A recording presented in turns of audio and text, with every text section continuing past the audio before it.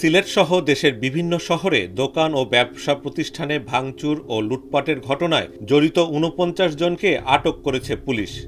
এর মধ্যে খুলনায় ৩১, সিলেটে ১৪ এবং গাজীপুরে ৪ জনকে আটক করা হয়েছে।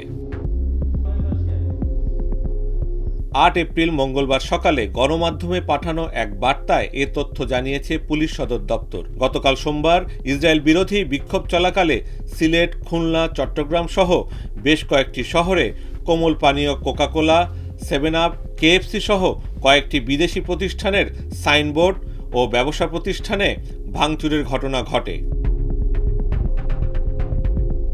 এ বিষয়ে প্রধান উপদেষ্টার প্রেস সচিব শফিকুল আলম মঙ্গলবার সকালে এক বিবৃতিতে বলেন, সোমবার কয়েকটি শহরে গাজায় সহিংসতার প্রতিবাদে বিক্ষোভের সময় সংঘটিত সহিংস ও বেআইনি ঘটনার বিরুদ্ধে বাংলাদেশ পুলিশ দ্রুত পদক্ষেপ নিয়েছে। এই হামলা ও ভাঙচুরের ঘটনা জননিরাপত্তা এবং আইনের শাসনের অবমাননা। প্রেস সচিব আরও বলেন, এখন পর্যন্ত এ ঘটনার সঙ্গে জড়িত কমপক্ষে ৪৯ জনকে গ্রেপ্তার করা হয়েছে। পুলিশ দ্রুত পদক্ষেপ নিয়েছে এবং আনুষ্ঠানিকভাবে ২টি মামলা দায়ের করা হয়েছে। আরও তদন্ত চলছে এবং এই নিন্দনীয় কাজের জন্য দায়ীদের বিরুদ্ধে আরও মামলা দায়েরের প্রক্রিয়াধীন রয়েছে।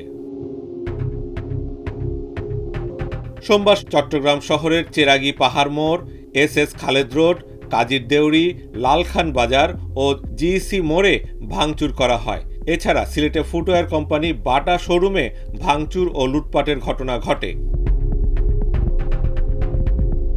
বাটা ইসরায়েলি কোম্পানি দাবি করে এসব হামলা ও লুটপাটের ঘটনা ঘটানো হয়। পরে বিবৃতি দিয়ে বাটা জানায়, বাটা কোনো ইসরায়েলি মালিকানাধীন কোম্পানি নয় এবং চলমান ইসরায়েল-ফিলিস্তিন সংঘাতের সঙ্গে তাদের কোনো রাজনৈতিক সংযোগ নেই। বাটা বিশ্বব্যাপী একটি ব্যক্তি মালিকানাধীন পারিবারিক প্রতিষ্ঠান, যার সূচনা হয়েছিল চেক রিপাবলিকে। সারা দেশে বিভিন্ন বিদেশি প্রতিষ্ঠান ও দোকানে ভাঙচুরের ঘটনার পর জড়িতদের দ্রুত গ্রেপ্তারের নির্দেশ দেন পুলিশের মহাপরিদর্শক বাহারুল আলম। গতকাল এক বিবৃতিতে তিনি বলেন, আমাদের কাছে হামলাকারীদের ভিডিও ফুটেজ রয়েছে, তাদের শনাক্ত করা হচ্ছে এবং দ্রুত গ্রেপ্তার করা হবে। এ বিষয়ে পুলিশের একাধিক টিম কাজ করছে।